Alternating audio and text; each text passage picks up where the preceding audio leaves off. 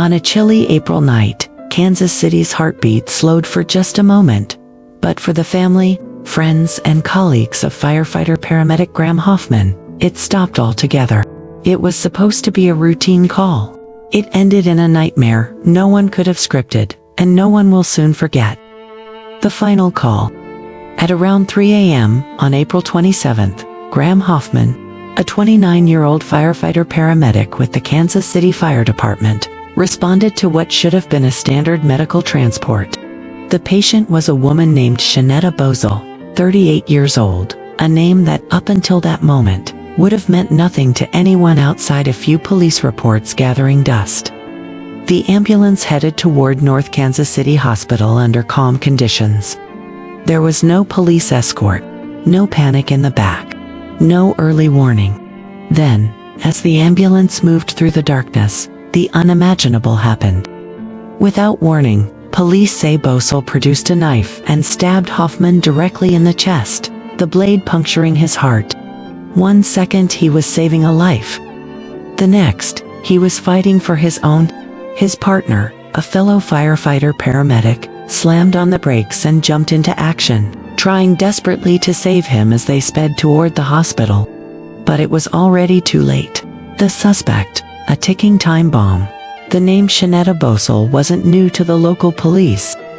Just weeks earlier, on April 9th, Bossell had been arrested for assaulting a police officer. Somehow, she was back out on the streets.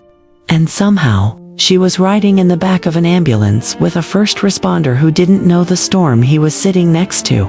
According to reports, Bossell now faces a long list of charges: first-degree murder, armed criminal action, additional felonies connected to the attack. It's a laundry list of violence that raises serious questions.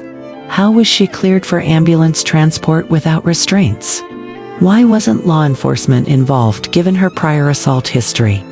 What systems failed to protect the very people sent to protect her? I'm not here to throw gasoline on an already raging fire. But somebody, somewhere, dropped the ball, big time. Who was Graham Hoffman? Not just a paramedic. Not just a firefighter. Not just another name on a badge.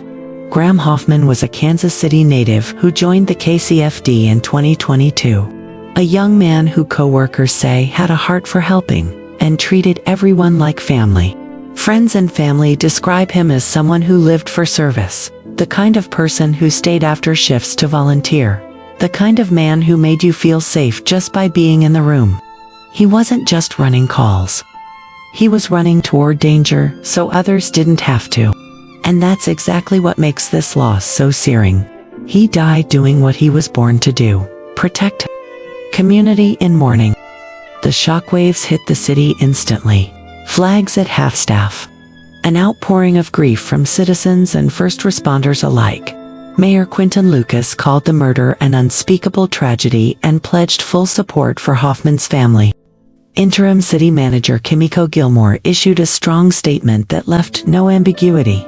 There must be accountability for this senseless act. The fire department is reeling, but standing strong. Plans are underway for a full honors funeral, the kind reserved for those who fall in the line of duty. And in every firehouse across Kansas City, there's a new hole in the wall where hope used to be.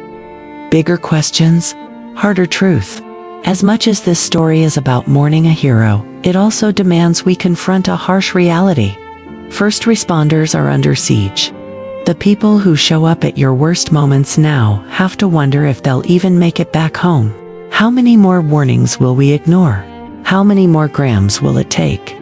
Because listen, this isn't just a Kansas City problem.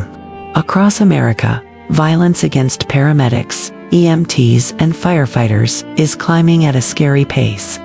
And while the world loves a good thank you for your service post, it's time we back those words with real protection. Stronger screening for dangerous patients. Better support for EMS workers. Actual consequences for violence.